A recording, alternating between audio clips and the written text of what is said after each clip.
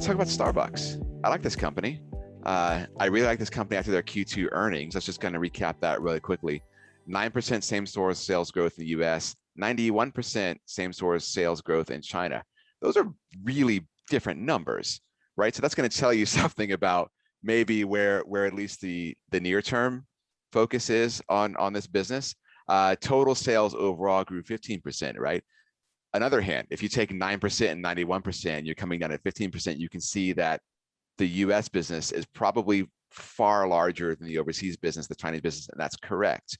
A lot of opportunity in China, but still very, very young right now. So in the US, one thing we saw in the last quarter was a decrease in the total number of transactions, but an increase in the average ticket. That's a little bit of a concern, but as we come out of the pandemic, perhaps that resolves itself. China, on the other hand, saw an increase in both transactions, total transactions, and the average ticket. So you're seeing growth in both areas there, right? The number of people who are buying and the amount of money they're spending. That's really good. Total revenue up 11%. They're at 6.7 billion now for the quarter. And the margins went up from 9.2% to 16.1%. So that's great. We're seeing a nice rebound here from the pandemic. All of this is really good. The reopening should help Starbucks. Their stores are starting to fully open across the United States. I know my local one right around the corner is fully reopened now. You can actually go in there and sit down if you want, which is a change from the recent past. Interestingly, they're using the pandemic. They had this strategic shift. They were kind of shifting to account for customer behavior. They were closing some stores in kind of their more urban, higher cost areas, opening up stores in more suburban areas, including stuff with drive-through. Obviously, what we're seeing is people are buying more of their coffee close to their home than at their workplace during the pandemic, right? They expect that trend to perhaps continue. People are going to wanting coffee near home. So they're shifting their store mix to account for that. International expansion is a focus like we talked about. 95% of their planned stores for 2021, the new stores, are international. So that's really where they're putting their growth efforts right now. And a bit of trivia, this year's shareholder meeting, which just happened, is they marked the 50th anniversary for the company.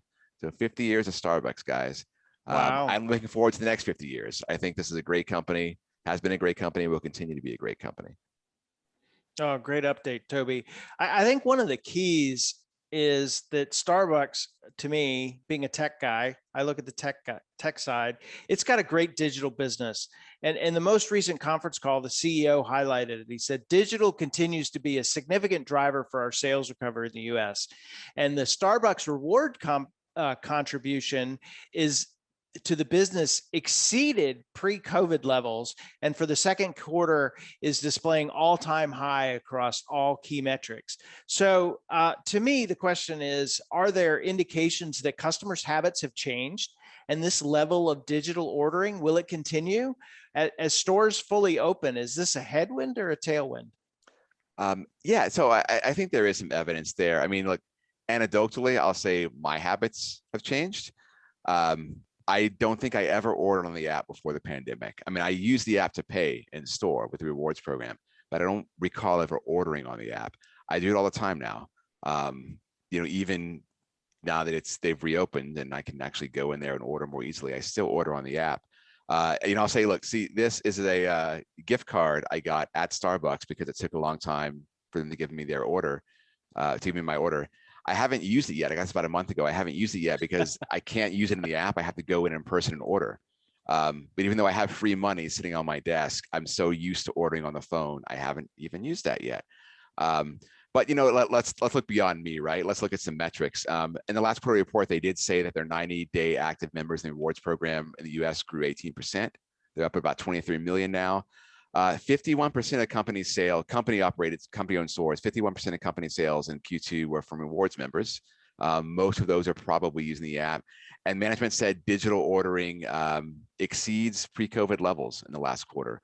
That continues a trend from the first quarter. So hopefully that continues to build. This is positive news. And I can say it really looks like habits have changed a little bit and are probably going to stick.